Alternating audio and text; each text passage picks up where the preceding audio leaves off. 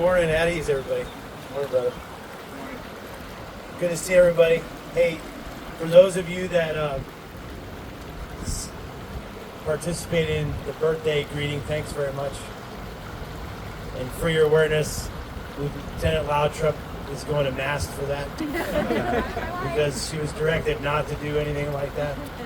I even burned regular leave to be away, and there we go. But yes, I'm now 51 years old.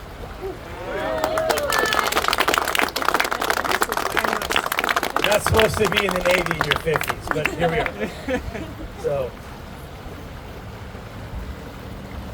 today is a awesome day because it's the next waypoint in an amazing story of living the American dream. And that story started many, many years ago in Guadalajara, Mexico. Viva Mexico! Viva Mexico, where this young man was born and raised.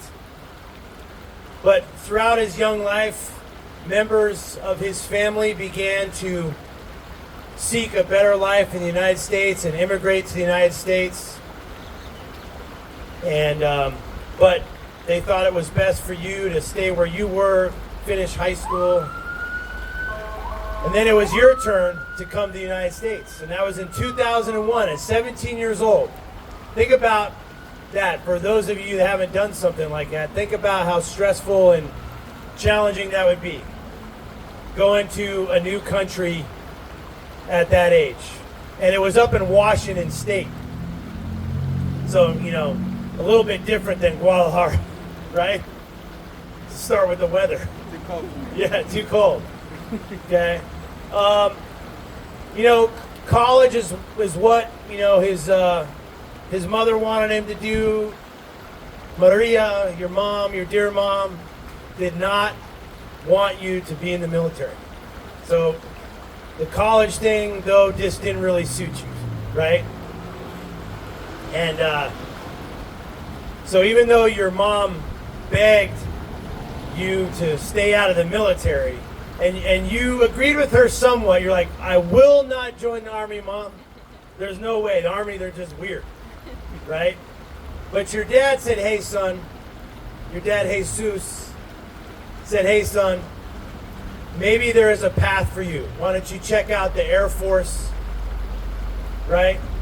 Everybody always thinks that the Air Force is the easy way, because it is, right, I guess. But so you met with them, and they were nice, but like really weird, right? And just kind of like nerdy and dorky, and you're like, I don't want to be around these guys. So then, Mexican. what's that? Not being Mexican. Not being Mexican, okay. So then he went to see the Navy recruiter, and what impressed him about that was that guy was straight up, straight down the line, was very honest about what he'd be getting himself into, and he appreciated that. So he said, let's do it, right? Yes, sir. So he enlisted in the Navy in 2004, and off he went as an undesignated seaman to Italy. What could go wrong, right? But it's there that his like love of computers and networking and all things like that, he ended up in a repair shop, right, on the base, and he started working on computer systems and everything else, and that's where your love of kind of the rate that you have now, IT, came to be. And throughout his entire career, that's what he's been doing, with one exception. And as soon as this fire truck goes by, I'll finish that story.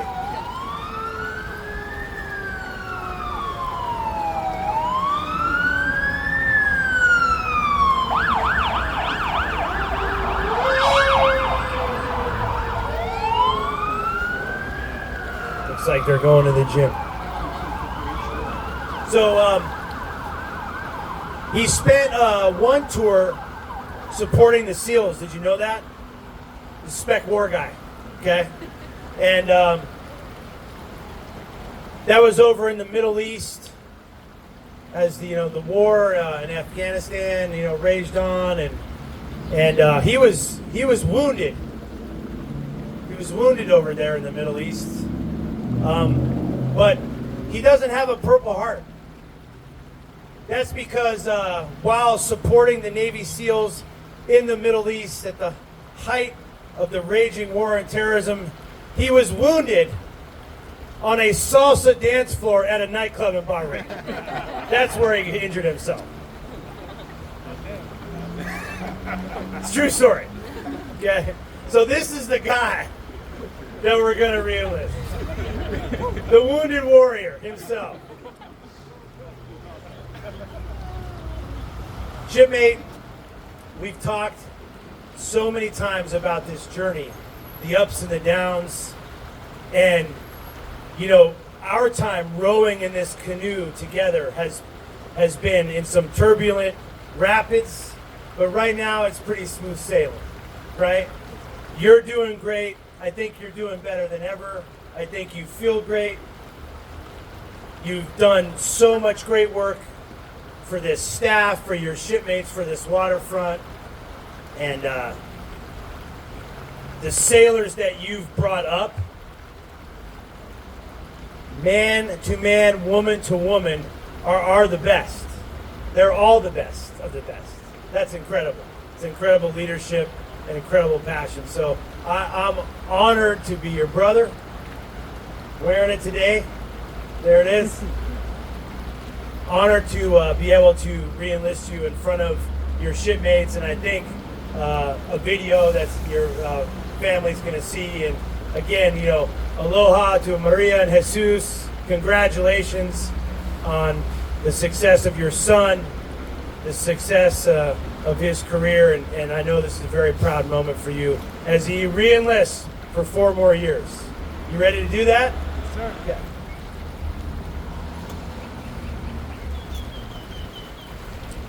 Raise your right hand and repeat after me. I state your name. I, Eric Andrade Torres, Do solemnly reaffirm do solemnly reaffirm to support and defend to support and defend the Constitution of the United States the Constitution of the United States against all enemies, against all enemies, foreign and domestic, foreign and domestic, and that I will continue to bear and I will continue to bear true faith and allegiance true faith and allegiance to the Constitution to the Constitution and the country whose course it's direct, and the country whose course is direct, and that I will obey the orders and I will obey the orders of the President of the United States of the President of the United States and the officers appointed over me and the officers appointed over me in accordance with the regulations in accordance to the regulations and the Uniform Code of Military Justice. and the Uniform Code of the Military Justice. So help me God. So help me God. Attaboy. There he is.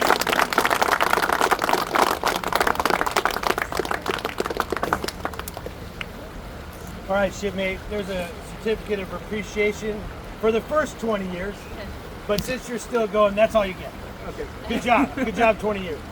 All right, and then the certificate of re-enlistment that reaffirms your oath. So let's take pictures of that one.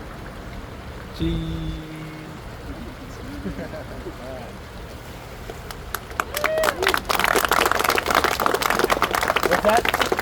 Okay, great. All right, over to you, shipmate. So, yeah, take the mic.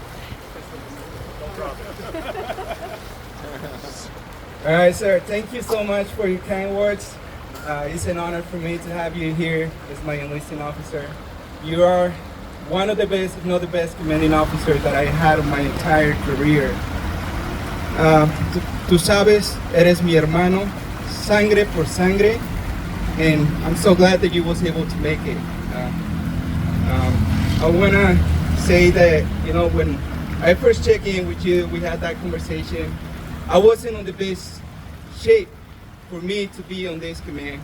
I was honest to you. Be honest, you were getting out. I was getting out. Getting out. I was getting out. I was honest with my commanding officer, and I told him, sir, I'm ready to serve. I can do whatever you want, but in 3 years, you're getting out. And look at me. I think this is one of the things that CNSG MIGPAD does for the sailors. You know, like it has a great leadership. You've seen the things that I can do for the Navy. See my sailors grow. that's probably my greatest reward. I was able to see ITC Madrileno, ITC Hole, IT1 Kenga, IT1 Karen put my money that she'll make chief when she is eligible to. ET1 Birch came TAD to mid-pack, and he came as an E3. He's a second. He made second class, and he became a first class. So he was in the same situation, and now he's working for the from 31. So I guess that's the magic that mid-pack has, right, for us to continue to serve. And it's a pleasure for me to continue to serve. I want to take this opportunity to thank my family, my kids, Eric, Dania, Chris, because at the end, they are the ones that make the ultimate sacrifice when we go on deployment, when we stay away. Now they are in San Diego. I know that they know that I'm doing something bigger. I'm pretty sure that they feel proud, and they know that I'm doing this for them, you know, so they can have a better legacy. I want to thank my parents. They've been a really big impact for me, for my career. Captain Ring, he already talked about like the big sacrifice that they made when I was in Mexico for 17 years. 17 years they were separated, and it wasn't by choice. It was because they wanted to provide with the best life, you know, to their kids. And this is the reason that I'm here. So I want to do something better. I want to leave a better legacy, not only for my parents, for my kids. I want to thank a special person. She wasn't able to make it today. She's been there in the last 5 years. Her name is Angelica. In the last 5 years ago, I wasn't on the best situation, you know, like I was going through divorce. She's the person that put the pieces together. She's the one that had to deal with my demons when I was in depression, and you know, using few words, she's the person that is made me a better person. So, Angélica, si estás escuchando esto, quiero que sepas que te amo. Sé que no estás aquí, pero estás aquí en mi corazón. To my parents, and excuse my French if you don't have the encryption key to decipher this message. Papá, mamá, quiero que sepan que estoy muy agradecido por todo lo que han hecho por mí, por ese apoyo incondicional que siempre me ofrecen, por ser mi engine, por ser ese motor que siempre me hace salir adelante. Saben que los amo, les mando un fuerte abrazo, saben que los quiero mucho. And to you guys, thank you so much for all the support. I don't want to say bye yet, because I still got like 30 more days for me to be here. So we'll get there. So thank you.